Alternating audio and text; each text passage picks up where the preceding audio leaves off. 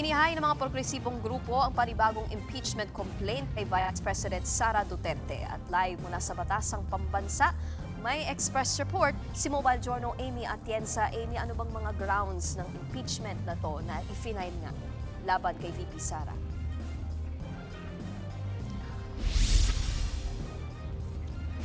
Nikki, dalawang impeachment complaint ang inihain ngayon sa Kamara laban kay Vice President Sara Duterte.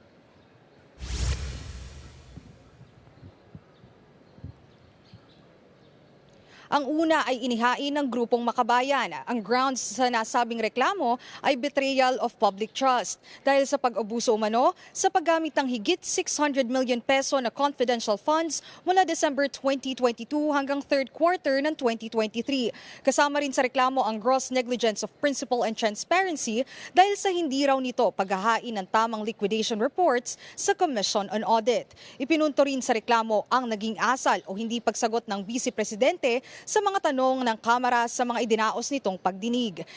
Idinagdag din sa complaint ang testimonya ni Ramil Madriaga, ang nagpakilalang dating security aide at umano'y bagman ni VP, na sinasabing pinondohan ang kandidatura ni VP Sara noong 2022 mula sa pogo at iligal na droga. Sa halip na sa February 6, inihain na ngayon na grupo ang reklamo kasunod ng deklarasyon ng Korte Suprema na dapat ibilang sa calendar days sa halip na session days ang prescriptive period sa paghahain ng impeachment complaint.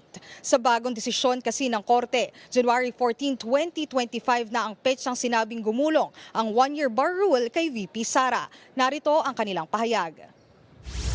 Natin dito sa Kongreso minsan, 3 araw na nagsisesyon pero 1 araw ang bilang pag hinihinto mo yung relo, di ba?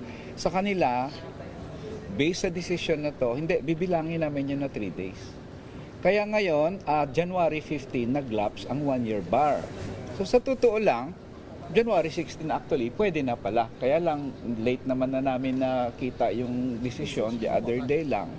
So kung ganun pala, pwede na mag-file anytime after January 15 at ito ngayon yung pinaka-opportune moment para sa amin para i-file yon. So we're following the Supreme Court decision, we're following the Constitution and the rules. Kaya in this case, tamang-tama ang pag-file nitong complaint na ito. It is within the Supreme Court decision and after the 1-year bar.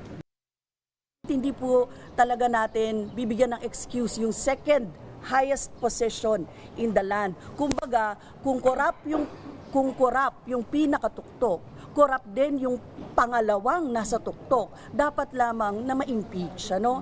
Ang prayer po namin dito, talagang makita ng Committee on Justice that the complaint is sufficient in form and substance and there is a probable cause to impeach Sara Duterte as Vice President.